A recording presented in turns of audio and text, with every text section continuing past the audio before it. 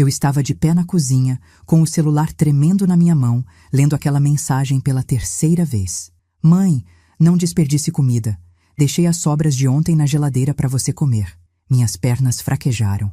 Senti o chão fugir dos meus pés. Do outro lado da cidade, meu filho Rafael estava sentado em um restaurante de luxo, comemorando a promoção dele, cercado de risos, champanhe e ostras frescas. E eu estava ali, sozinha, com as luzes apagadas, olhando para um pote de plástico com arroz ressecado e um pedaço de frango que nem o cachorro do vizinho comeria. Mas sabe o que me destruiu de verdade? Não foi a comida podre. Foi a foto que Bianca postou no Instagram 3 minutos depois. Eles brindando, sorrindo. Meu neto Davi no colo do Rafael. Minha neta Laura com um vestido novo. E a legenda: família reunida comemorando as conquistas. Gratidão por quem realmente importa. Eu não estava na foto. Eu não era família. Eu não importava. Sentei na cadeira da cozinha, no escuro, e algo dentro de mim se partiu. Mas não era tristeza. Não mais. Era uma decisão. Fria, definitiva, irreversível. Porque naquela noite, olhando para aquelas sobras frias e para aquela casa vazia, eu lembrei de algo que eles tinham esquecido. Algo que eu guardava em silêncio há 5 anos. Um segredo que mudaria tudo. Um segredo que arrancaria o sorriso falso daqueles rostos. Um segredo que provaria que eles subestimaram a mulher errada. Levantei da cadeira. Fui até o meu quarto. Abri a gaveta onde guardava os documentos. E comecei a planejar a vingança mais silenciosa e devastadora que uma mãe traída pode executar. Quando eles voltassem daquele jantar, bêbados e felizes, iriam encontrar uma surpresa que arrancaria o chão debaixo dos pés deles. E eu? Eu finalmente seria livre. Você quer saber o que eu fiz naquela noite? Quer saber como eu destruí a vida perfeita do meu filho em menos de 24 horas, sem gritar, sem brigar, usando apenas a verdade que ele sempre fingiu não existir? Então fica até o final dessa história, porque o que aconteceu foi tão chocante que até os advogados dele ficaram sem resposta. Se você já se sentiu invisível, humilhada, descartada pela própria família, deixa o like agora, se inscreve no canal e ativa o sininho. Porque essa história vai te mostrar que dignidade não se negocia e que toda ação tem uma consequência. Agora deixa eu te contar desde o começo para você entender exatamente por que eu fiz o que fiz. Meu nome é Roberta, tenho 68 anos. Trabalhei a vida inteira como cozinheira em restaurantes, de pé 10 horas por dia, mãos calejadas, cheiro de óleo grudado na pele. Criei meu filho Rafael sozinha, desde que ele tinha 9 anos de idade. Meu ex-marido, Marcelo, me abandonou em março de 2004. Ele saiu de casa numa terça-feira qualquer, levou 2 malas e foi morar com a amante. Uma mulher 10 anos mais nova que ele conheceu no trabalho. Ele simplesmente virou as costas para mim e para o filho dele. Nunca mais pagou pensão. Nunca mais ligou para perguntar se Rafael estava bem. Fiquei divorciada aos 42 anos, com uma criança para criar, sem ajuda, sem apoio de ninguém. Mas eu não desisti. Trabalhei em 2 restaurantes ao mesmo tempo. Madrugada na padaria, tarde no self-service. Rafael cresceu me vendo sair às 5 da manhã e voltar às 10 da noite. Mas ele nunca passou fome. Nunca faltou roupa. Nunca faltou material escolar. Eu fui mãe e pai ao mesmo tempo. Quando ele entrou na faculdade de administração, juntei dinheiro por 3 anos para pagar a mensalidade. R$ 5.200 por ano. Durante 4 anos, R$ 20.800 no total. Não é muito para alguns, mas para mim era tudo. Eu economizei em tudo. Parei de comprar roupa nova. Cortava meu próprio cabelo. Almoçava as sobras do restaurante. Rafael se formou. Arrumou um emprego bom. Conheceu Bianca. Eles começaram a namorar. E então, em 2019, ele veio até mim com aquela conversa. Ele queria casar. Queria comprar uma casa, mas não tinha entrada. Eu tinha um apartamento pequeno, de 2 quartos, no bairro onde morei a vida inteira. Era meu único bem, minha segurança, o único pedaço de chão que eu podia chamar de meu, depois que Marcelo me deixou sem nada. Mas quando Rafael me olhou nos olhos e disse: "Mãe, se você me ajudar agora, prometo que você nunca mais vai ficar sozinha. Você vai morar com a gente, vai ser nossa família para sempre." Eu acreditei. Vendi meu apartamento por R$ 180.000. Dei cada centavo para ele. Ele comprou a casa de 3 quartos em um bairro melhor. Eu me mudei para lá com eles. Achei que estava garantindo meu lugar. Achei que estava investindo no futuro. Achei que, dessa vez, alguém ia cuidar de mim. Mas eu estava errada, porque nos últimos 5 anos eu virei a empregada que não recebe salário. Acordo às 6 da manhã para fazer café. Lavo roupa, limpo o banheiro, cuido dos meus 2 netos, Davi de 7 anos e Laura de 5, quando eles voltam da escola. Faço almoço, faço janta e nunca ouvi um obrigada. Bianca me trata como se eu fosse transparente. Ela mal fala comigo. Quando fala, é para reclamar. Que a comida está sem sal, que a casa está bagunçada, que eu não sei cuidar direito das crianças, que eu estou velha demais e deveria ficar quieta no meu canto. E Rafael, meu filho, que eu carreguei nas costas a vida inteira depois que o pai dele nos abandonou, ele apenas observa em silêncio. Ele deixa a mulher dele me humilhar. Ele finge que não vê. Ele finge que está tudo bem, porque para ele eu era conveniente, eu era útil, eu era barata. Até aquela noite de sexta-feira, a noite em que tudo desmoronou, a noite em que eu decidi que chega. A primeira vez que vi Bianca foi em dezembro de 2018. Rafael me ligou empolgado, dizendo que tinha conhecido alguém especial. Ele queria que eu conhecesse ela. Marcamos um almoço no apartamento onde eu morava na época. Eu limpei tudo, fiz uma lasanha caprichada, comprei um bolo de chocolate na confeitaria. Quando ela entrou pela porta, percebi imediatamente o jeito que ela olhou para o meu apartamento pequeno. O nariz franzido discreto quando viu os móveis velhos, o sorriso forçado quando cumprimentou. Bianca tinha 26 anos, trabalhava como assistente administrativa em uma empresa de contabilidade. Usava roupas de marca, unha feita, cabelo alisado, maquiagem impecável. Eu servi o almoço. Ela comeu pouco, disse que estava de dieta. Perguntei sobre a família dela. Ela respondeu com monossílabos. Olhava o celular a cada 5 minutos. Rafael estava encantado. Eu estava desconfortável. Depois que eles foram embora, fiquei pensando. Talvez fosse insegurança minha.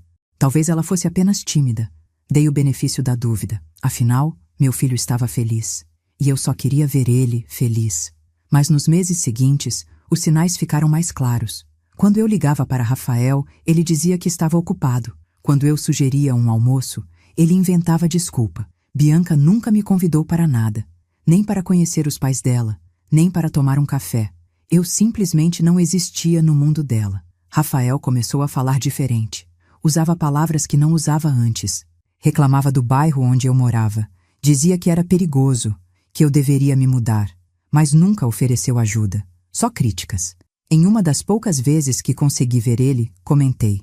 Rafael, sinto que você está diferente. Ele respondeu sem olhar nos meus olhos. Mãe, as pessoas crescem. Eu não vou ficar preso no passado para sempre. Aquilo doeu. Mas eu engoli. Porque mães engolem. Mães perdoam. Mães esperam. E então veio o pedido de casamento. Bianca postou no Instagram um vídeo do momento. Restaurante chique. Luzes. Música ao vivo. Anel de diamante. Rafael de joelhos. Ela chorando de felicidade. Eu descobri pelo celular. Ele não me ligou para contar.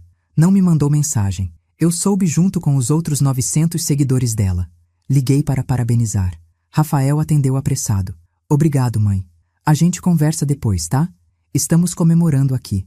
E desligou. Fiquei olhando para o celular na minha mão, sentada sozinha no sofá velho. E pela primeira vez, senti medo. Medo de que eu estivesse perdendo meu filho. Medo de que Bianca estivesse construindo um muro entre nós. Medo de que eu ficasse sozinha de novo, igual fiquei quando Marcelo foi embora. Mas eu não disse nada, porque mães não querem ser o problema. Mães não querem atrapalhar a felicidade dos filhos. Mães ficam quietas e torcem de longe. E foi assim que eu deixei aquilo acontecer. Foi assim que eu permiti que ela entrasse na vida dele. Foi assim que eu abri espaço para a minha própria destruição. O casamento foi em agosto de 2019. Cerimônia pequena, só família e amigos próximos. Eu fui, claro. Comprei um vestido simples, azul marinho, o mais bonito que consegui com o dinheiro que tinha. Cheguei cedo, sentei na segunda fileira, sozinha. A mãe de Bianca, Dona Marisa, estava na primeira fileira, vestido bege caro, chapéu elegante, acompanhada do marido. Ela nem olhou para mim, nem cumprimentou. Eu era invisível. Durante a cerimônia, chorei. Não de felicidade. Chorei porque percebi que estava sozinha naquele momento que deveria ser nosso. Rafael não me pediu para entrar com ele. Não me deu nenhuma função especial. Eu era apenas mais uma convidada. Na festa, sentaram-me em uma mesa no canto, com tios distantes que eu mal conhecia. A mesa da mãe de Bianca estava perto da mesa dos noivos. Ela discursou, falou sobre a filha, sobre amor, sobre família. Todos aplaudiram. Ninguém me chamou para discursar. Voltei para casa às 10 da noite, sozinha, no ônibus, porque ninguém ofereceu carona. Cheguei no meu apartamento vazio, tirei o vestido azul marinho, deitei na cama e chorei até dormir. 2 semanas depois, Rafael me ligou. Era uma terça-feira de manhã. Eu estava limpando a casa. Ele disse: "Mãe, eu e Bianca estamos procurando uma casa para comprar, mas está difícil. A gente não tem dinheiro para a entrada." Eu fiquei em silêncio. Ele continuou: "Você ainda tem aquele apartamento. Já pensou em vender?" Meu coração apertou. "Rafael, esse apartamento é tudo que eu tenho." "Eu sei, mãe, mas você mora sozinha. É pequeno. E olha, eu tive uma ideia. Se você vender e me emprestar o dinheiro, a gente compra uma casa maior, com 3 quartos. Um quarto seria seu. Você moraria com a gente. Nunca mais ia ficar sozinha. A gente ia ser uma família de verdade." Eu quis acreditar. Deus, como eu quis acreditar. "Bianca concordou com isso?" Eu perguntei. "Claro que sim. Foi ideia dela, na verdade. Ela disse que seria bom ter você por perto para ajudar quando a gente tiver filhos. Ajudar quando tivessem filhos. Não para fazer companhia. Não para ser amada. Para ajudar." Mas eu ignorei o aperto no peito. Ignorei a voz na minha cabeça que gritava: "Não faça isso", porque eu tinha medo de ficar sozinha. Medo de envelhecer sem ninguém. Medo de morrer em um apartamento vazio sem ninguém para me encontrar. Então eu disse: "Está bem, vou vender." Rafael ficou em silêncio por 2 segundos. Depois disse: "Sério, mãe? Você faria isso por mim?" "Eu faria qualquer coisa por você. Você sabe disso. Você é a melhor mãe do mundo. Eu prometo que você não vai se arrepender." Mas eu me arrependi. Deus, como eu me arrependi. Coloquei o apartamento à venda em setembro. Vendi em novembro por R$180 mil. Transferi todo o dinheiro para a conta do Rafael. Ele e Bianca compraram a casa em dezembro. 3 quartos, 2 banheiros, garagem. Bairro bom, rua tranquila. Eu me mudei em janeiro de 2020. Levei meus poucos móveis, minhas roupas, meus livros. Minha vida inteira cabia em 10 caixas de papelão. Quando cheguei, Bianca estava na sala. Ela olhou para as minhas caixas e disse: "Roberta, o quarto dos fundos é seu. Não é muito grande, mas serve." Não me chamou de mãe. Me chamou pelo nome, como se eu fosse uma hóspede, uma estranha. E foi naquele dia, carregando minhas caixas sozinha pelo corredor, que eu deveria ter percebido. Deveria ter voltado atrás. Deveria ter exigido meu dinheiro de volta. Mas eu não fiz nada, porque eu ainda tinha esperança. Esperança idiota de que aquilo ia dar certo. Os primeiros 3 meses foram toleráveis. Eu fazia minhas coisas. Limpava meu quarto, cozinhava para mim, tentava não incomodar. Mas Bianca começou a deixar louça suja na pia, roupa suja no cesto, e quando eu perguntava se ela precisava de ajuda, ela dizia: "Ah, se você puder lavar, agradeço. Estou tão cansada do trabalho." Eu lavava, porque eu não conseguia ver a casa bagunçada, porque eu não conseguia simplesmente ignorar. E então, em abril de 2020, veio a pandemia. O mundo parou. Rafael começou a trabalhar de casa, Bianca também. E eu virei a empregada oficial. Eles acordavam tarde, eu acordava cedo, fazia café, limpava a casa, preparava almoço, lavava a louça. Enquanto eles trabalhavam nos computadores na sala, eu estava na cozinha, no tanque, no varal. Nunca pediram, simplesmente esperavam. E eu fazia, porque era mais fácil fazer do que confrontar. Em junho, Bianca engravidou. A casa virou um caos de enjoos, mudanças de humor e exigências. Ela queria comida específica. Eu fazia. Ela reclamava do cheiro. Eu ventilava a casa. Ela tinha azia. Eu corria na farmácia. Rafael estava encantado. Ia ser pai. Ele mal olhava para mim.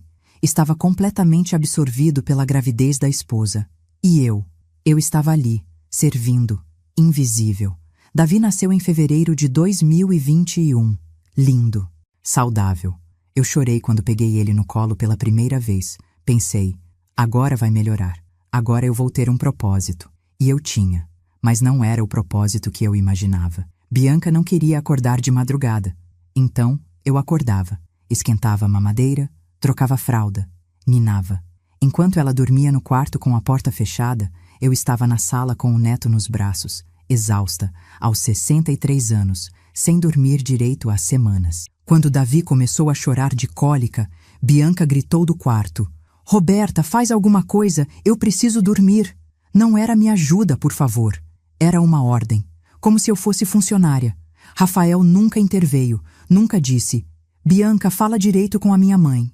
Ele simplesmente fingia que não ouvia. Ou pior, concordava em silêncio. Em setembro de 2022, Bianca engravidou de novo. Laura nasceu em junho de 2023. E o ciclo recomeçou. 2 crianças pequenas. Uma casa cheia e eu, sozinha, cuidando de tudo. Comecei a sentir dor nas costas, dor nos joelhos. Minhas mãos tremiam de cansaço. Eu tinha 66 anos. Meu corpo estava pedindo descanso, mas não havia descanso. Um dia, eu ouvi Bianca no telefone com a mãe dela. Ela disse: "Mãe, ter a Roberta aqui é uma mão na roda. Ela cuida das crianças, faz comida, limpa a casa. Eu nem preciso contratar babá. Está economizando uma fortuna." Economizando uma fortuna. Era assim que ela me via. Como economia, como conveniência. Eu não disse nada, mas algo começou a morrer dentro de mim. Algo que eu não conseguia mais ignorar. Em dezembro de 2024, Rafael foi promovido no trabalho. Gerente de projetos, salário alto, ele estava radiante. Bianca também. Começaram a sair mais. Restaurantes caros, viagens de fim de semana. Deixavam as crianças comigo. "Roberta, a gente volta domingo à noite. As crianças jantaram. Só coloca elas para dormir." Eu virei babá oficial. Sem salário, sem folga, sem reconhecimento. E aos poucos eu fui sumindo. Fui me tornando uma sombra. Uma presença útil, mas descartável. Alguém que existia apenas para servir. Até aquela sexta-feira. Até aquela maldita mensagem. A gota d'água não veio de uma vez. Veio em gotas. Pequenas humilhações que se acumularam até transbordar. Na segunda-feira daquela semana, Bianca estava organizando uma festa de aniversário para Laura, que ia fazer 5 anos. Eu estava na cozinha preparando o almoço quando ouvi ela no telefone. "Sim, mãe, vai ser no sábado. Vou contratar aqueles salgados que você gostou. Ah, e vou chamar a família toda. Menos a Roberta, claro. Ela fica muito deslocada nesses eventos. Melhor ela ficar no quarto." Meu coração parou. Eu era a avó e ia ser excluída do aniversário da minha própria neta. Fingi que não ouvi. Continuei cortando tomate, mas a faca tremeu na minha mão. Na terça-feira, Rafael chegou em casa tarde. Jantou calado. Bianca perguntou: "Amor, confirmou o jantar de sexta?" Ele respondeu: "Confirmei. Reserva para 10 pessoas." Ela sorriu. "Perfeito. Vai ser incrível." Eu não fazia parte das 10 pessoas. Na quarta-feira, acordei às 6 da manhã como sempre. Fiz café.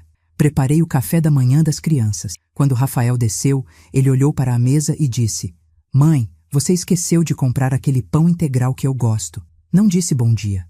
Não disse obrigado. Apenas reclamou. Eu respondi: "Desculpa, Rafael. Eu compro hoje." Ele saiu sem olhar para trás. Na quinta-feira, Bianca me chamou na sala. Ela estava sentada no sofá, mexendo no celular. Disse sem levantar os olhos: "Roberta, amanhã eu e o Rafael vamos sair para jantar. É a comemoração da promoção dele. Você fica com as crianças." Não era um pedido. Era uma informação. Eu perguntei: "E eu? Não vou ser convidada?" Ela finalmente me olhou, com aquela cara de quem ouve uma pergunta absurda. "Roberta, é um jantar de trabalho. Vai ter os chefes dele, colegas, amigos. Não é lugar para... Você sabe, não era lugar para mim. Para a mãe dele. Para a mulher que vendeu tudo para ele ter aquela casa." Eu senti meu rosto queimar de vergonha, mas engoli. De novo, sempre engolindo. Na sexta-feira de manhã, eles saíram cedo. Rafael nem se despediu.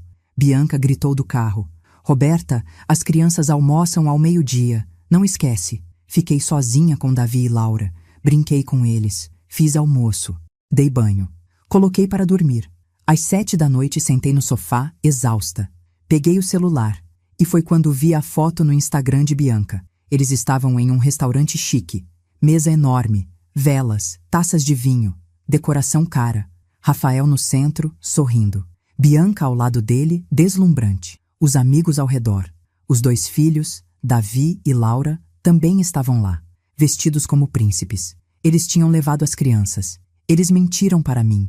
Disseram que era jantar de trabalho. Mas levaram meus netos. E me deixaram em casa, sozinha, de propósito. A legenda dizia: família reunida comemorando as conquistas. Gratidão por quem realmente importa. Eu não importava. Fiquei olhando para aquela foto. Fiquei olhando para os rostos felizes. Fiquei olhando para a mentira. E então, às 8h23 da noite, chegou a mensagem de Rafael. Mãe, não desperdice comida. Deixei as sobras de ontem na geladeira para você comer. Li uma vez. Li 2 vezes. Li 3 vezes. E então, algo dentro de mim se rompeu. Não foi tristeza. Não foi raiva. Foi clareza. Clareza gelada. Clareza que corta. Levantei do sofá. Fui até o meu quarto. Abri a gaveta da cômoda. E peguei a pasta que eu guardava ali havia 5 anos. Dentro dela estavam documentos que eu nunca mostrei para ninguém. Documentos que mudariam tudo. Sentei na cama com a pasta no colo. Minhas mãos tremiam. Não de medo, de decisão. Abri a pasta devagar. Dentro dela havia 3 envelopes. 3 segredos que eu guardei em silêncio. O primeiro envelope continha a escritura da casa. A escritura original. Ainda no meu nome. Quando vendi meu apartamento e dei o dinheiro para Rafael, eu disse que ele usasse para comprar a casa. Mas na hora de assinar os papéis, eu pedi para deixar no meu nome temporariamente, só até acertarmos os documentos. Rafael concordou sem nem pensar. Disse que confiava em mim, que era só burocracia. Ele nunca voltou a perguntar, nunca pediu para transferir. E eu nunca ofereci, porque alguma coisa dentro de mim, mesmo naquela época, me dizia para esperar, para não entregar tudo, para guardar uma carta na manga. E ali estava, a carta. A casa estava no meu nome. Legalmente, juridicamente, oficialmente minha. O segundo envelope continha recibos. Todos os recibos de contas que eu paguei nos últimos 5 anos. Luz, água, internet, gás, tudo. Porque nos primeiros meses depois que me mudei, Rafael disse: Mãe, você pode ajudar com as contas esse mês? Está apertado aqui. Eu ajudei. No mês seguinte, ele pediu de novo. E de novo. E de novo. Até que virou rotina. Eu pagava tudo com minha aposentadoria de R$ 1.400 por mês. Eu pagava as contas da casa que era minha, mas que eles achavam que era deles. 5 anos de recibos, 5 anos de comprovantes, guardados meticulosamente em ordem cronológica. No total, eu tinha pago mais de R$ 52 mil em contas. R$ 52 mil que eles nunca ofereceram devolver. O terceiro envelope continha algo mais pesado. Eram documentos bancários, extratos, porque em 2022 eu descobri algo, por acidente. Eu estava usando o computador da sala para acessar meu e-mail, quando vi que Rafael tinha deixado a conta dele aberta. E lá, nos extratos, eu vi transferências mensais, para a conta da mãe de Bianca. R$ 3 mil por mês, todos os meses, durante 2 anos, R$ 72 mil. Rafael estava sustentando a sogra dele, enquanto eu, a mãe dele, pagava as contas da casa dele e cuidava dos filhos dele de graça. Imprimi tudo. Guardei. Não disse nada, porque eu ainda tinha esperança. Esperança de que ele percebesse. Esperança de que ele mudasse. Esperança de que ele me enxergasse. Mas ele nunca enxergou. Fechei a pasta. Olhei para o relógio. 8h45 da noite. Eles deviam estar na sobremesa agora, rindo, brindando, comemorando a vida maravilhosa que construíram em cima de mim. Peguei o celular, abri o WhatsApp, li a mensagem dele de novo. Mãe, não desperdice comida. Deixei as sobras de ontem na geladeira para você comer. Meus dedos digitaram a resposta sozinhos. Pausei antes de enviar. Respirei fundo e apertei enviar. Rafael, quando você chegar em casa, preciso conversar com você. É urgente. Ele visualizou na hora. 3 pontinhos apareceram. Depois, sumiram. Depois voltaram. Finalmente, a resposta. Agora não, mãe. Estamos comemorando. A gente fala amanhã. Amanhã. Sempre amanhã, sempre depois, sempre quando for conveniente para ele. Eu respondi: não, precisa ser hoje, quando você voltar. Ele não respondeu mais. Levantei da cama, fui até o armário, tirei minha mala velha de cima do guarda-roupa, abri ela em cima da cama e comecei a colocar minhas roupas dentro. Não todas, só o necessário. O resto eu buscaria depois. Porque naquela noite eu não ia mais dormir naquela casa. Naquela casa que era minha, mas onde eu não era ninguém. Enquanto arrumava a mala, liguei para Célia. Célia era minha amiga há 30 anos. A gente trabalhava juntas no restaurante. Ela tinha se aposentado no mesmo ano que eu. Morava sozinha em um apartamento de um quarto a 10 quilômetros dali. Ela atendeu no terceiro toque. Roberta, tudo bem? Que horas são? Minha voz saiu firme, mais firme do que eu esperava. Célia, eu preciso de um favor. Posso dormir na sua casa hoje? Silêncio do outro lado. Depois, o que aconteceu? Eu vou te contar quando chegar. Mas, por favor, eu preciso sair daqui. Vem, a porta está aberta. Desliguei. Terminei de arrumar a mala. Dobrei cada peça de roupa com cuidado. Coloquei meus documentos, meus remédios, meu rosário que minha mãe me deu antes de morrer, as poucas joias que eu tinha, a pasta com os envelopes, tudo o que importava. Olhei para o quarto. Aquele quarto pequeno dos fundos, onde eu passei 5 anos da minha vida. 5 anos invisível. 5 anos servindo. 5 anos esperando o reconhecimento que nunca veio. Fui até a mesa de cabeceira, peguei papel e caneta e comecei a escrever. Minha mão tremia, mas as palavras saíam claras. Rafael, quando você ler essa carta, eu já terei ido embora. Não tente me procurar. Não tente me ligar. Deixa eu falar, pelo menos dessa vez, sem interrupção. Eu vendi meu apartamento por você. Dei 180 mil reais para você comprar essa casa. Você prometeu que eu sempre teria um lugar, que eu nunca ficaria sozinha. Mas eu fiquei sozinha, Rafael. Sozinha no meio de vocês. Eu cuidei dos seus filhos, limpei sua casa, fiz sua comida, paguei suas contas por 5 anos. E hoje você me mandou uma mensagem mandando eu comer sobras enquanto vocês comiam lagosta. Você me tratou como empregada, sua mulher me tratou como um móvel velho. E você deixou, você permitiu. Você virou as costas para a mulher que nunca virou as costas para você. Mas eu guardei alguns segredos que você não sabe, e agora você vai descobrir. Primeiro, essa casa ainda está no meu nome. A escritura nunca foi transferida. Legalmente, essa casa é minha. Você mora na casa da sua mãe que você humilha. Segundo, eu tenho todos os recibos de contas que paguei. 52 mil reais nos últimos 5 anos. Você nunca ofereceu devolver. Nunca sequer agradeceu. Terceiro, eu sei que você manda 3 mil reais por mês para a mãe da Bianca. 72 mil reais nos últimos 2 anos, enquanto sua própria mãe paga suas contas. Eu não vou fazer nada essa noite, mas amanhã vou procurar um advogado e vamos conversar sobre essa situação, sobre essa casa, sobre esse dinheiro, sobre essa falta de respeito. Você teve 5 anos para me tratar como mãe. Você escolheu me tratar como nada. Agora aguenta as consequências. Roberta. Dobrei a carta em 3 partes. Coloquei dentro de um envelope branco. Escrevi Rafael na frente com letra grande. Deixei o envelope em cima da cama dele, bem no centro, onde ele não poderia deixar de ver. Do lado do envelope, coloquei a cópia da escritura da casa, para ele ver com os próprios olhos, para ele entender a dimensão do erro dele. Peguei minha mala, dei uma última olhada no quarto, apaguei a luz, fechei a porta, passei pela sala. Olhei as fotos na parede. Fotos de Rafael e Bianca. Fotos das crianças. Fotos da família feliz. Eu não estava em nenhuma delas. Saí pela porta da frente. Tranquei com a chave. Guardei a chave no bolso. Chamei um Uber. 10 minutos depois, eu estava dentro do carro, indo embora. Pela primeira vez em 5 anos, eu estava tomando uma decisão por mim. Cheguei na casa de Célia às 10 da noite. Ela me esperava na porta. Me abraçou sem fazer perguntas. Me levou para dentro. Sentamos na sala. Ela fez chá de camomila. E eu contei tudo. Contei sobre os 5 anos de humilhação. Sobre a mensagem, sobre a foto, sobre a carta, sobre a escritura. Célia me ouviu em silêncio, segurando minha mão. Quando terminei, ela disse apenas: "Você fez a coisa certa." Dormi no sofá dela naquela noite. Não dormi bem. Acordei várias vezes. Peguei o celular.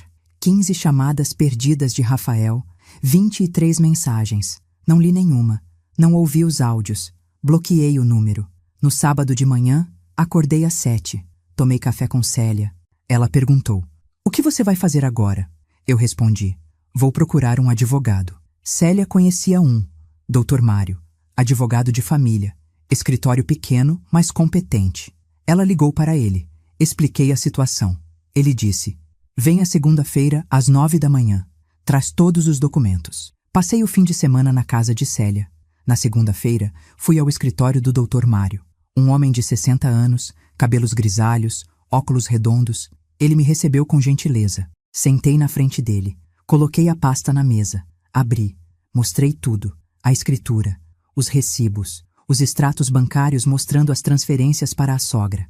Dr. Mário analisou cada documento em silêncio. 10 minutos, 15 minutos. Finalmente, ele tirou os óculos. Olhou para mim e disse: "Senhora Roberta, a senhora tem um caso muito forte." Meu coração bateu mais rápido. O que isso significa? Significa que a casa é legalmente sua. Seu filho mora lá sem pagar aluguel. A senhora pagou as contas por 5 anos e ele transfere valores significativos para terceiros enquanto a senhora sustenta a casa. Isso configura abuso financeiro e emocional. A senhora pode requerer a desocupação do imóvel, pode requerer o ressarcimento dos valores pagos e pode, se quiser, processar por danos morais. Eu fiquei em silêncio, absorvendo, processando. Ele continuou: "A senhora quer fazer isso? Quer levar adiante?" Pensei na mensagem. Não desperdice comida. Pensei na foto. Gratidão por quem realmente importa. Pensei nos 5 anos invisível. Quero. Dr. Mário assentiu. Então vamos começar. Primeiro, vou enviar uma notificação extrajudicial para seu filho, informando que a casa é sua, que ele tem 30 dias para desocupar ou negociar um acordo. Segundo, vou calcular o valor total que a senhora tem direito de receber. Terceiro, se ele não colaborar, entramos na justiça. Quanto tempo vai demorar? Depende. Se ele for inteligente e negociar, pode resolver em 1 mês. Se ele resistir, pode levar 6 meses a 1 ano. Mas a senhora vai ganhar. Não tenho dúvidas. Saí do escritório com um misto de medo e alívio. Medo do que vinha. Alívio por finalmente estar agindo. Na terça-feira, Dr. Mário enviou a notificação, por e-mail e por correio. Rafael recebeu. Eu sei porque Célia me contou que ele foi até a casa dela me procurando. Bateu na porta, gritou meu nome. Célia não abriu. Disse pela janela: "Roberta não quer falar com você. Respeita a decisão dela." Ele gritou: "Ela está louca. Essa casa é minha. Eu paguei por ela." Célia respondeu: "Não, sua mãe pagou. E agora ela quer de volta." Ele foi embora batendo o portão. Na quarta-feira, Dr. Mário me ligou. "Rafael quer conversar. Ele pediu uma reunião. Você aceita?" Eu pensei. Parte de mim queria vê-lo.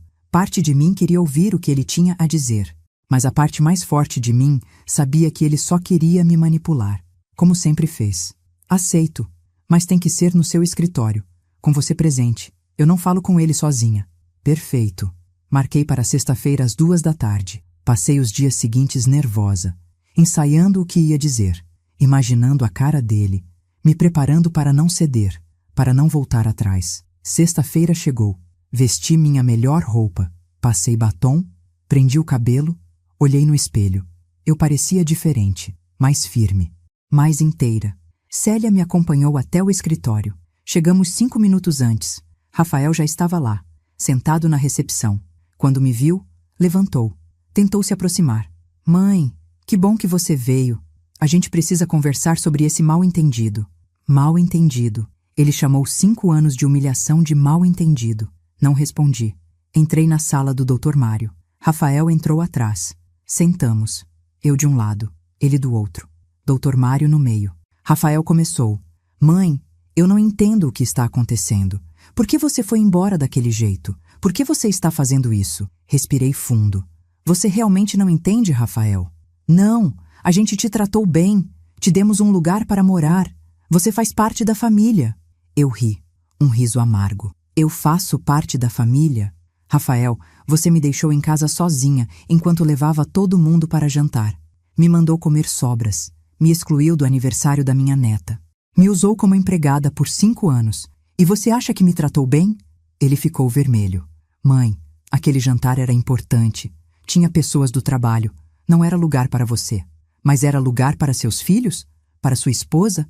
Era lugar para todo mundo menos para mim? Silêncio. Dr. Mário interveio. Rafael, vamos ao que interessa. Sua mãe tem a escritura da casa no nome dela. Ela pagou as contas por 5 anos. Você nunca ressarciu esses valores. Além disso, ela tem provas de que você transfere dinheiro mensalmente para sua sogra, enquanto sua mãe sustenta sua casa. Isso é insustentável legalmente e moralmente. Rafael olhou para mim com raiva. Você estava me espionando? Bisbilhotando meu computador? Não. Você deixou a conta aberta. Eu vi por acaso. E não tive coragem de perguntar por que sabia que você ia mentir. Ele respirou fundo. Mudou a estratégia. A voz ficou mansa. Mãe, eu sei que eu errei. Eu sei que fui injusto. Mas você não pode me tirar da minha casa. Meus filhos moram lá. Eles estudam perto. Tem a vida deles ali. Não é sua casa, Rafael. É minha. Sempre foi. Mas eu paguei. Você não pagou nada. Eu que paguei. Com o dinheiro da venda do meu apartamento. Com 5 anos de contas. Com 5 anos do meu trabalho. Você não pagou. Você apenas morou de graça. Ele socou a mesa. Isso é ridículo. Você está sendo vingativa. Egoísta. Dr. Mário levantou a mão. Chega, vamos manter a civilidade. Rafael, você tem 2 opções. Primeira, desocupa a casa em 30 dias e negocia o pagamento dos valores devidos. Segunda, não desocupa e entramos com ação de despejo e cobrança. No segundo caso, você vai pagar custas judiciais, honorários advocatícios e vai sair da casa do mesmo jeito. Só que vai demorar mais e vai custar mais caro. Escolhe. Rafael me olhou. Nos olhos. Pela primeira vez em 5 anos, ele realmente me olhou. E disse, você não vai fazer isso. Você é minha mãe. Mães não fazem isso com os filhos. Eu levantei. Peguei minha bolsa e disse, mães não. Mas eu não sou mais sua mãe. Você me transformou em outra coisa. E agora você vai lidar com as consequências. Saí da sala. Não olhei para trás. Rafael não desocupou a casa. Passaram-se os 30 dias e ele continuou lá, achando que eu ia voltar atrás, achando que eu não tinha coragem, achando que amor de mãe era sinônimo de capacho, mas ele estava errado. No 31º dia, Dr. Mário entrou com a ação de despejo e com a ação de cobrança pelos valores que paguei. 52 mil reais em contas, mais 180 mil reais da casa. Total, 232 mil reais. Mais correção monetária, mais juros, mais danos morais que Dr. Mário estimou em 50 mil reais. O oficial de justiça bateu na porta da casa na terça-feira de manhã. Entregou a citação nas mãos de Rafael. Ele ligou para mim. Eu não atendi. Ele mandou mensagens, bloqueadas. Ele foi até a casa de Célia. Ela não abriu a porta. Ele contratou um advogado. Doutor Henrique. Escritório grande, gravata cara, sorriso falso. Na primeira audiência, Dr. Henrique tentou argumentar que a casa tinha sido uma doação, que eu tinha dado o dinheiro de presente, que não podia cobrar de volta. Dr. Mário apresentou mensagens, conversas de WhatsApp onde Rafael dizia: Mãe, você pode me emprestar para a casa? Emprestar, não doar. As mensagens eram de 2019. Ele nunca apagou, porque nunca imaginou que elas seriam usadas contra ele. O juiz analisou. 5 minutos de silêncio. Depois disse, a documentação é clara. A casa está no nome da autora. O réu nunca transferiu valores. As mensagens comprovam que foi empréstimo, não doação. Defiro a liminar de despejo. O réu tem 15 dias para desocupar o imóvel. Eu estava sentada na sala de audiência. Ouvi aquelas palavras.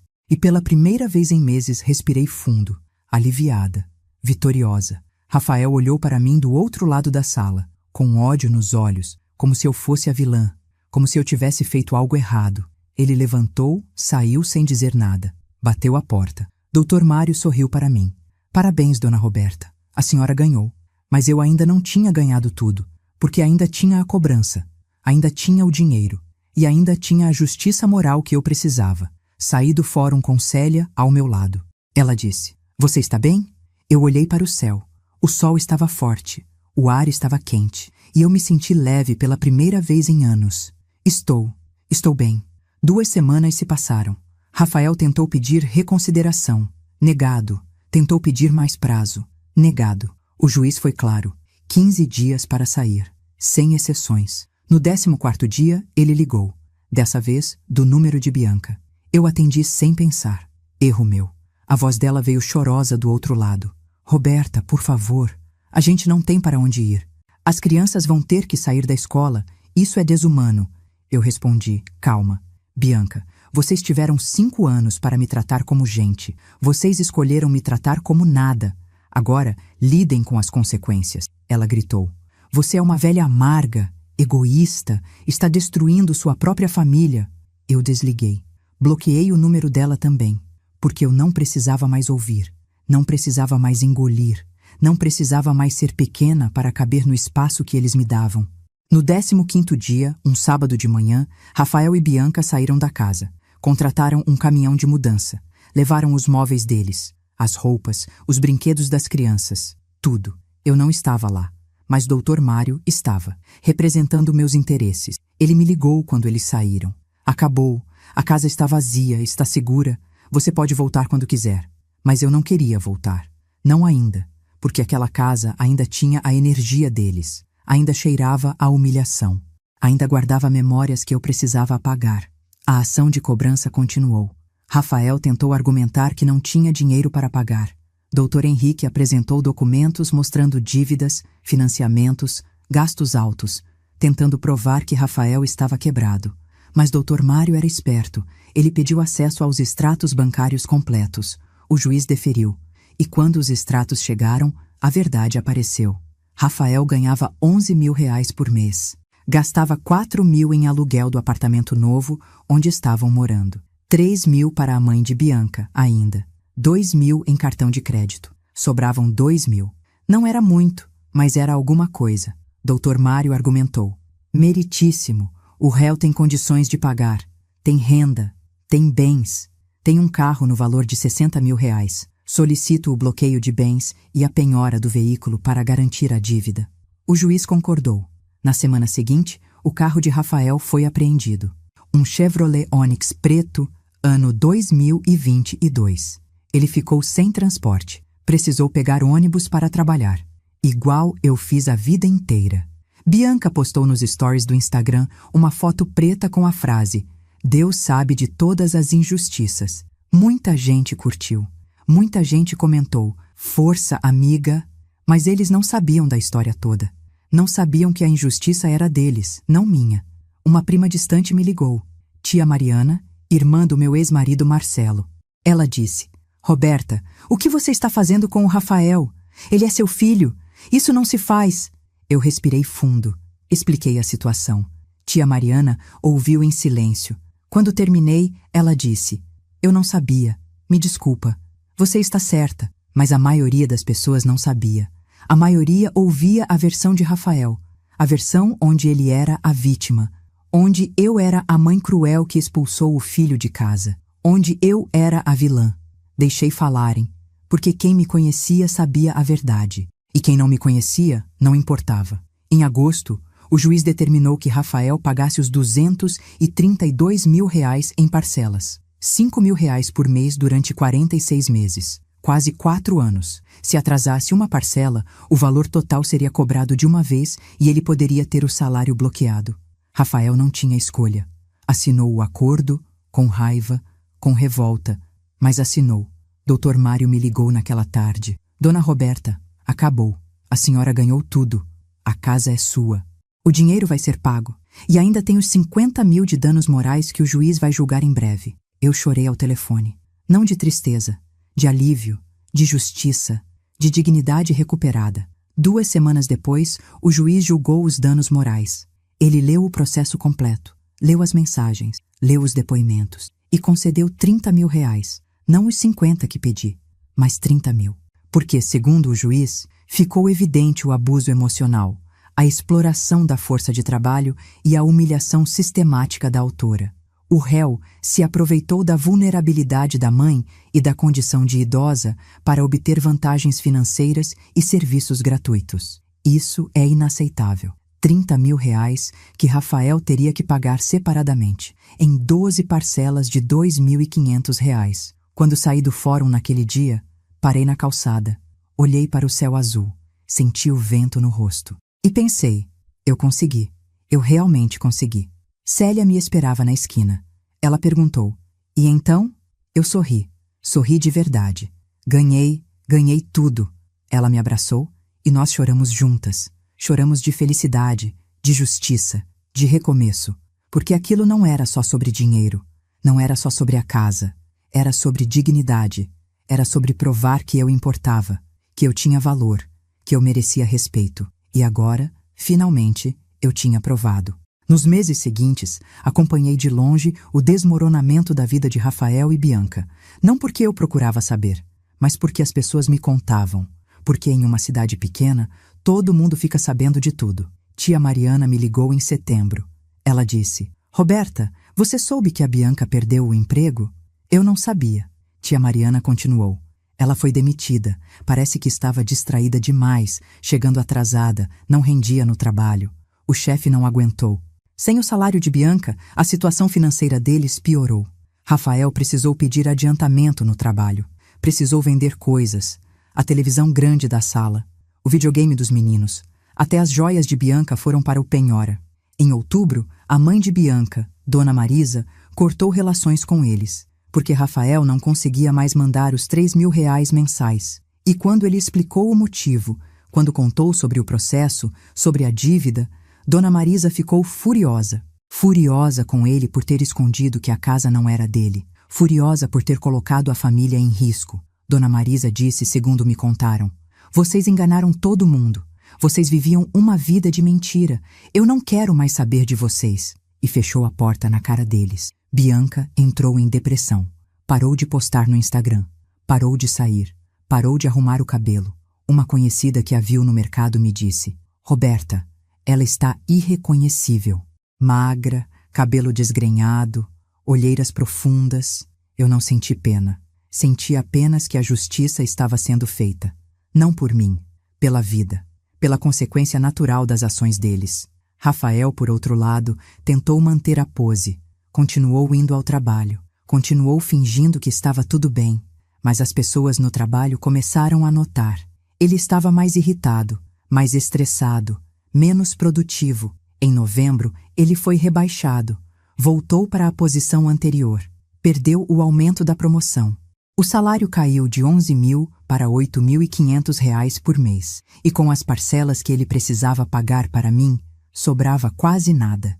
Eles tiveram que tirar as crianças da escola particular. Davi e Laura foram para uma escola pública.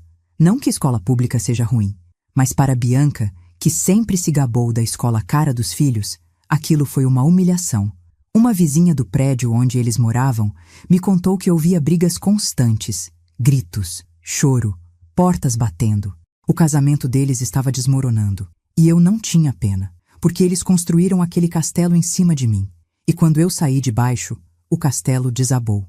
Em dezembro, Rafael tentou me ligar, de um número desconhecido. Eu atendi sem saber. A voz dele veio cansada, derrotada. Mãe, eu preciso conversar com você. Eu fiquei em silêncio. Ele continuou.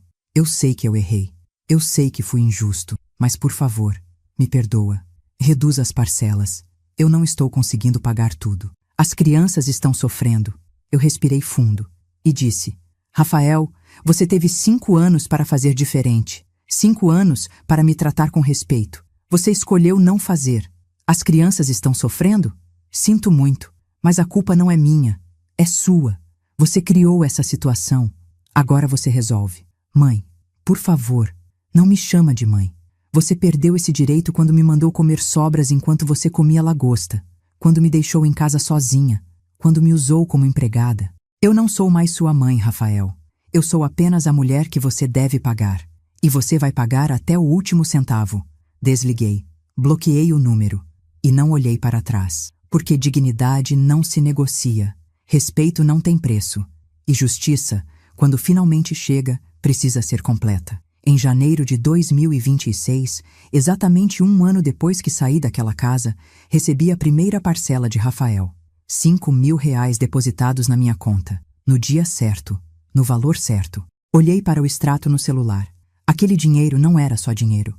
Era reconhecimento. Era a prova concreta de que eu tinha razão. De que eu merecia. De que eu venci. Nos meses seguintes, as parcelas continuaram chegando. Todo dia 10, 5 mil reais, sem atraso. Porque Rafael sabia que se atrasasse, o valor total seria cobrado de uma vez. E ele não tinha 200 mil reais guardados. Em março, chegou também a primeira parcela dos danos morais. 2.500 reais. Dinheiro para a dor. Dinheiro para as noites que chorei. Dinheiro para os anos que me senti invisível. Com o dinheiro, comecei a reconstruir minha vida. Aluguei um apartamento pequeno, de 1 quarto, perto da casa de Célia. Um lugar só meu, onde ninguém me mandava fazer nada, onde ninguém me humilhava, onde eu era dona do meu próprio espaço. Comprei móveis novos, nada caro, mas tudo escolhido por mim. Uma cama confortável, um sofá macio, uma mesa pequena para tomar café. Cortinas claras que deixavam o sol entrar. Voltei a cozinhar, mas agora cozinhava para mim. Fazia os pratos que eu gostava, comia no horário que eu queria, sem pressa, sem cobranças, sem servir ninguém. Em abril, a casa onde Rafael morava foi colocada à venda. Eu não precisava do dinheiro imediatamente. Dr. Mário sugeriu: vamos vender. Com o mercado aquecido, podemos conseguir 250 mil reais. Depois de pagar as taxas e impostos, a senhora fica com uns 230 mil limpos. Concordei. A casa foi vendida em junho, para uma família jovem, com 2 filhos pequenos. Gente boa. Gente que ia cuidar daquele lugar melhor do que Rafael e Bianca cuidaram. Com o dinheiro da venda, investi em renda fixa. Dr. Mário me indicou um consultor financeiro. Eu não entendia nada de investimentos, mas aprendi. Aprendi que meu dinheiro podia trabalhar para mim. Aprendi que eu podia ter segurança sem depender de ninguém. Os rendimentos mensais davam cerca de R$ 1.500 reais. Somados com minha aposentadoria de R$ 1.400 reais, eu tinha R$ 2.900 reais por mês, mais as parcelas que Rafael pagava. Eu estava confortável. Pela primeira vez na vida, eu estava confortável. Em julho, encontrei Rafael por acaso no supermercado. Ele estava sozinho, empurrando um carrinho com poucas coisas. Macarrão, arroz, feijão, o básico. Ele me viu. Congelou. Eu continuei andando, sem parar, sem falar, como se ele fosse um estranho, porque ele era. Ele tinha se tornado um estranho para mim. Em agosto, recebi um e-mail de Dr. Henrique, o advogado de Rafael. Ele dizia que Rafael gostaria de renegociar a dívida, que estava passando dificuldades, que precisava de um desconto. Encaminhei para Dr. Mário. Ele respondeu simplesmente: não há possibilidade de renegociação. O acordo foi homologado pelo juiz. O réu deve cumprir nos termos estabelecidos. Rafael continuou pagando, mês após mês, porque não tinha escolha, porque a justiça tinha falado, porque finalmente alguém tinha olhado para a minha dor e dito: você está certa, você merece reparação. E aquela reparação estava chegando.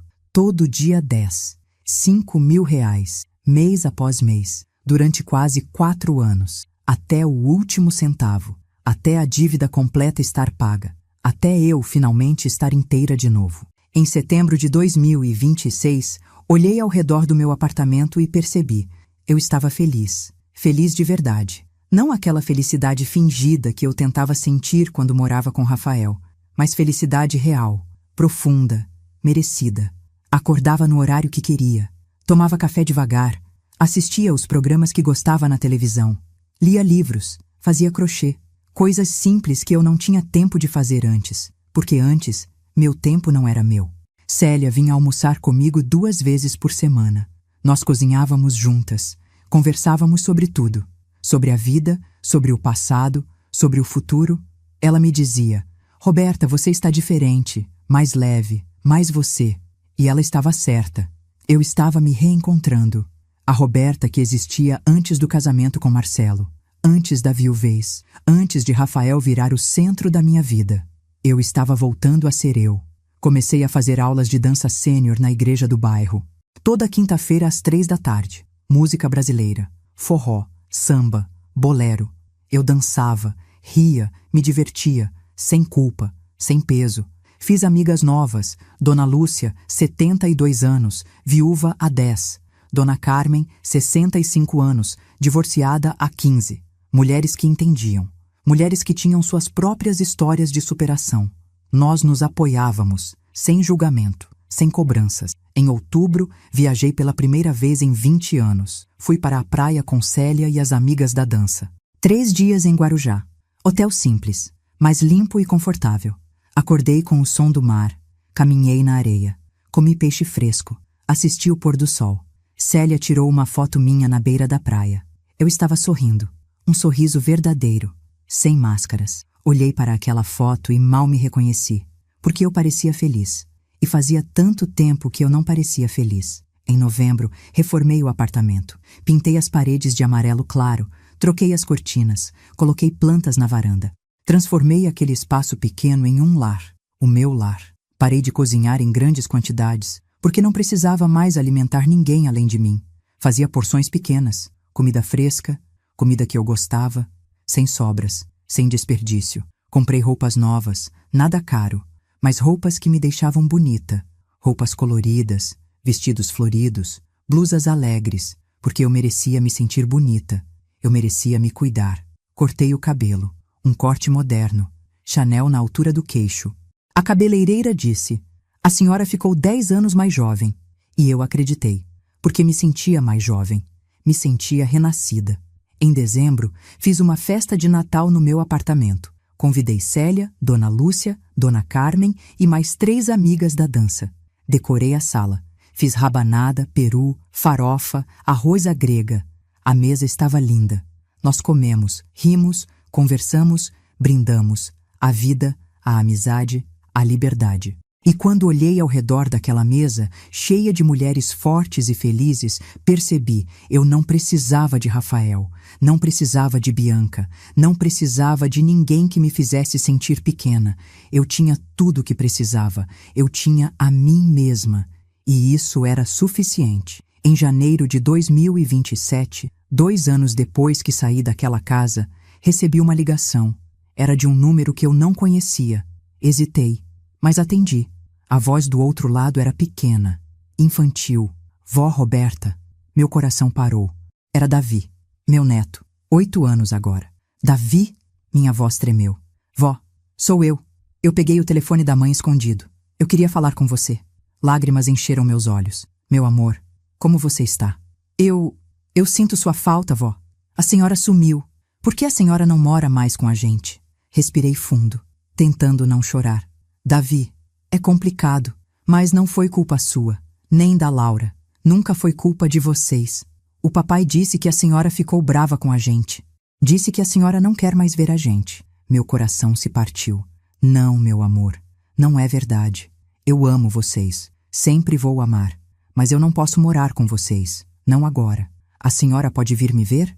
Por favor? Fechei os olhos. Aquilo era manipulação de Rafael ou era genuíno?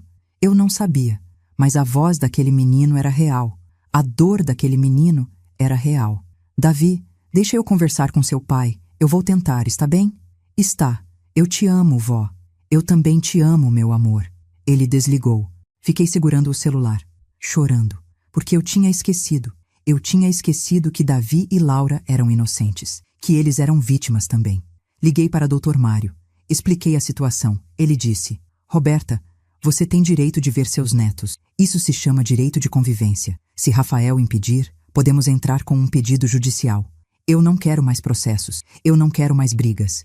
Eu só quero ver meus netos. Então vamos tentar fazer acordo.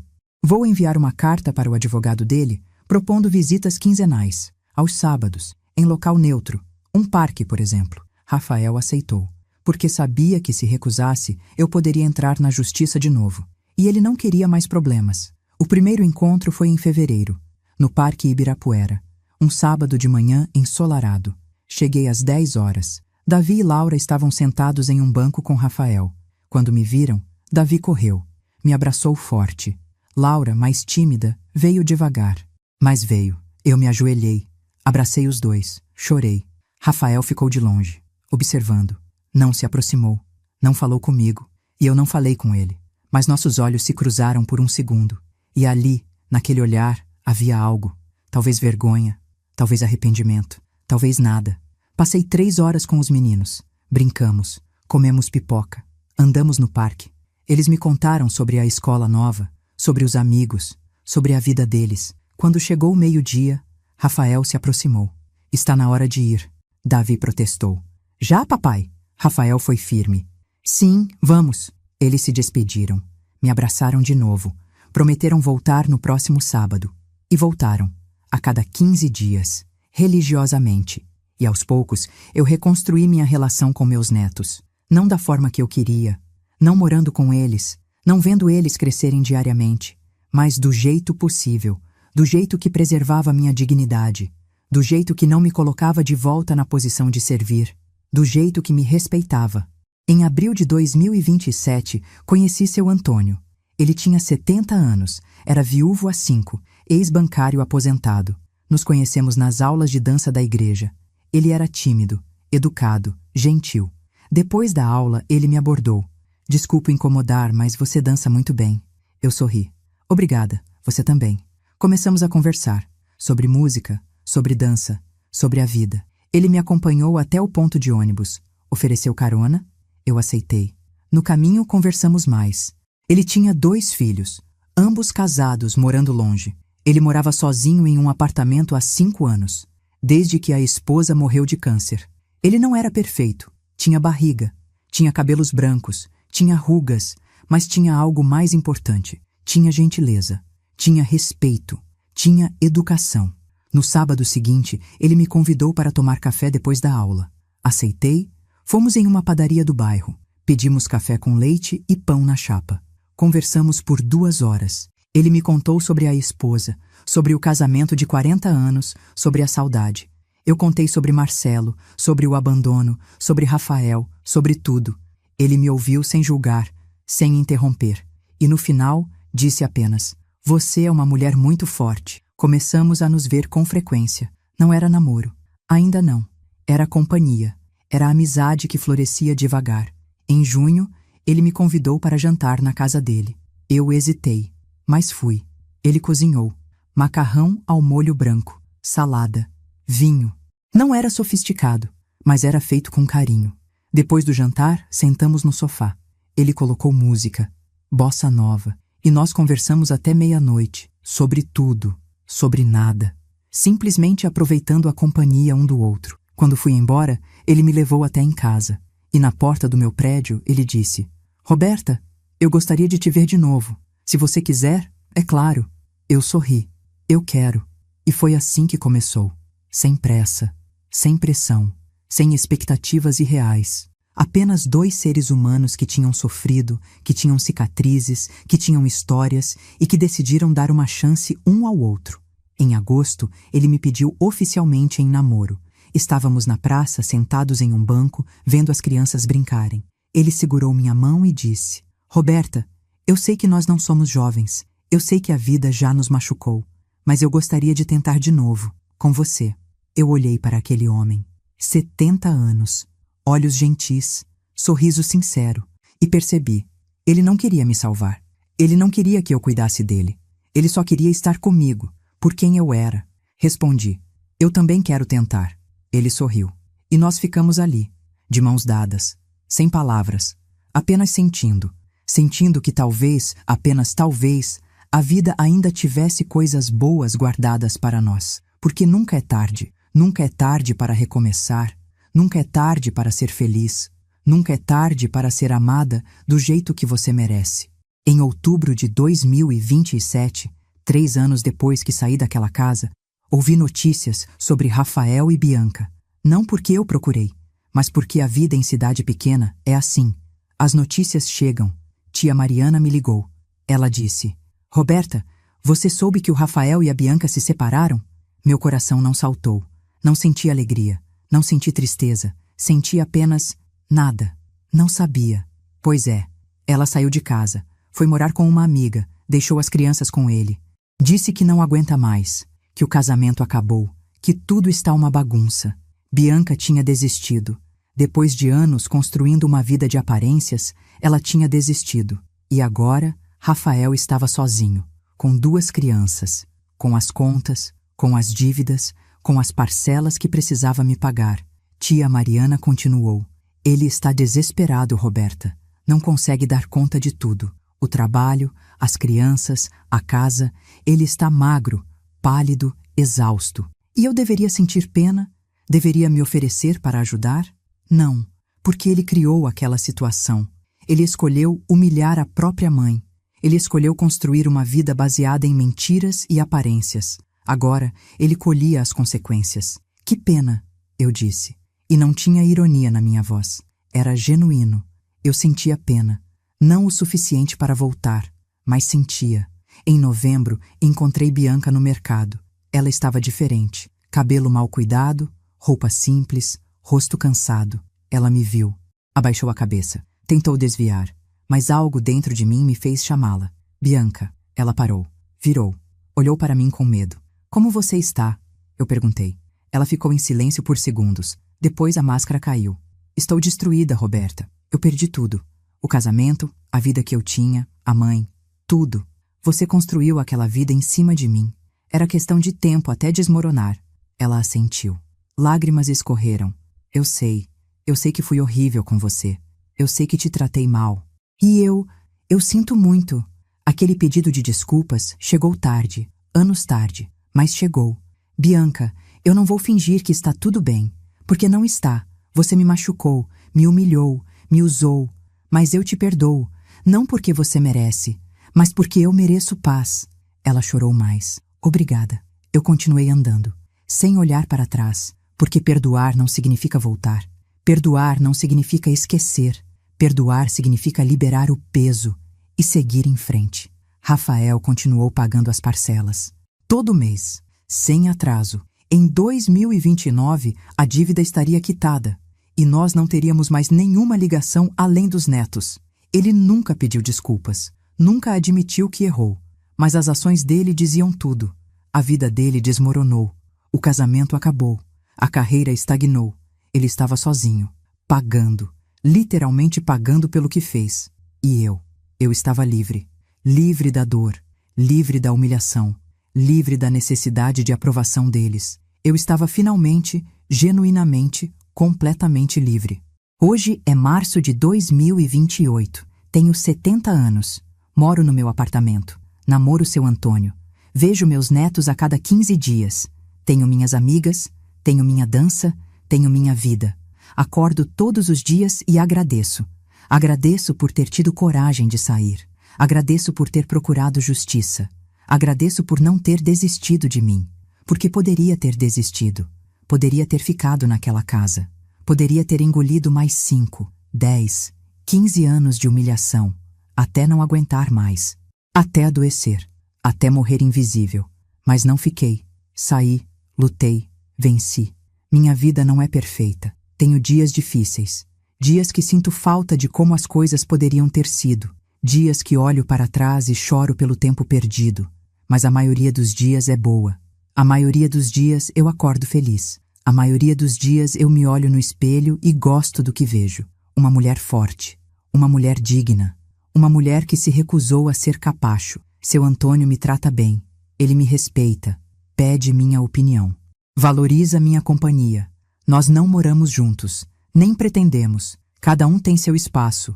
E nos encontramos quando queremos. Sem obrigação. Sem peso. Meus netos cresceram. Davi tem 9 anos agora. Laura tem 7. Eles me amam. E eu amo eles. Nosso tempo juntos é limitado. Mas é qualidade. É verdade. É amor sem condições. Rafael continua pagando. Faltam 2 anos para quitar a dívida. Não sei o que vai acontecer depois. Se ele vai tentar se reaproximar. Se vai pedir desculpas de verdade. Se vai reconhecer o que fez. Não sei se importa mais. Porque eu já recebi o que precisava. Não foi o pedido de desculpas. Não foi o arrependimento dele. Foi a justiça. Foi a validação de que eu estava certa. De que eu merecia mais. De que eu tinha valor. Às vezes, em noites quietas, olho para trás e penso: valeu a pena? Valeu a pena brigar? Valeu a pena processar meu próprio filho? Valeu a pena destruir aquela família? E a resposta é sempre sim, porque eu não destruí nada. Eles destruíram. Eles construíram algo podre, algo baseado em exploração e mentiras. Eu apenas me recusei a ser o alicerce daquilo. Hoje, quando vejo outras mulheres na minha situação, eu digo: não aceita, não engole, Não fica quieta, porque ficar quieta não traz paz. Ficar quieta traz apenas mais dor. Dignidade não é egoísmo. Dignidade é sobrevivência. E toda mulher, toda mãe, toda pessoa merece dignidade. Meu nome é Roberta. Tenho 70 anos. E eu não sou mais invisível. Eu existo. Eu importo. Eu tenho valor. E se você está me ouvindo agora, se você está passando por algo parecido, saiba, você também tem valor. Você também importa. E você também merece mais. Nunca é tarde para recomeçar. Nunca é tarde para lutar por você. Nunca é tarde para ser feliz. Porque a vida não acabou. A vida apenas começou de novo. Olhando para trás, eu entendo agora. Eu entendo que amor não é sacrifício infinito. Amor não é se anular. Amor não é aceitar migalhas enquanto outros comem banquete. Amor verdadeiro, amor de mãe, amor de filho, é recíproco, é respeito, é reconhecimento, é não usar o outro como ferramenta conveniente. Durante anos, eu confundi amor com servidão. Achei que ser boa mãe significava dar tudo, significava me apagar, significava aceitar qualquer tratamento porque mães fazem sacrifícios, mas sacrifício tem limite. E quando esse limite é ultrapassado, quando você vira sombra na sua própria vida, não é mais sacrifício, é abuso. Rafael abusou de mim. Não com violência física, mas com indiferença, com exploração, com crueldade sutil e constante. E eu permiti. Durante 5 anos, eu permiti. Até que não permiti mais. A mensagem que eu quero deixar para você que está me ouvindo é esta. Não espera 5 anos. Não espera a humilhação chegar ao ponto que chegou comigo. Não espera a mensagem das sobras. Não espera ser excluída da foto da família. Age no primeiro sinal, no primeiro desrespeito, na primeira vez que você se sentir invisível. Porque respeito se ensina. E se você não ensina, as pessoas não aprendem. Eu ensinei Rafael errado. Eu ensinei que ele podia me tratar mal e eu continuaria ali. Ensinei que eu não tinha limites, que eu era disponível sempre, que eu não importava. E ele aprendeu direitinho. Mas eu também aprendi. Aprendi que nunca é tarde para mudar. Aprendi que dignidade vale mais que qualquer relacionamento. Aprendi que estar sozinha é melhor que estar mal acompanhada. E aprendi que justiça, quando você luta por ela, eventualmente chega. Hoje eu sou feliz. Não perfeitamente feliz, mas genuinamente feliz. E essa felicidade não depende de ninguém além de mim. Se você está passando por algo parecido, se você se sentiu identificada com a minha história, eu quero que você saiba, você não está sozinha. Milhares de mulheres passam por isso. Milhares de mães são tratadas como empregadas. Milhares de pessoas são invisíveis dentro das próprias casas. Mas você não precisa continuar sendo. Procura ajuda, procura um advogado, procura seus direitos, procura sua dignidade, porque ela está lá, esperando você reivindicar. E se você conhece alguém passando por isso, não julga. Não diz, mas é o filho dela. Não diz, família é família, porque família que não respeita não é família. É apenas um grupo de pessoas morando junto. Família verdadeira se constrói com amor, com respeito, com reciprocidade. Agora eu quero saber de você. Você já passou por algo parecido? Você já se sentiu invisível dentro da sua própria casa? Conta para mim aqui nos comentários. Deixe a sua cidade e seu estado. Vamos criar uma rede de apoio. Vamos mostrar que não estamos sozinhas. E se essa história te tocou, se ela te fez refletir, deixa o like, se inscreve no canal, ativa o sininho, compartilha com alguém que precisa ouvir isso, porque histórias como essa precisam ser contadas. Precisam ser ouvidas. Precisam inspirar mudança. Meu nome é Roberta, tenho 70 anos e eu recuperei minha dignidade. Agora é a sua vez. Vai lá, luta por você, porque você merece. Você sempre mereceu. E nunca, nunca aceita comer sobras quando você construiu o banquete inteiro.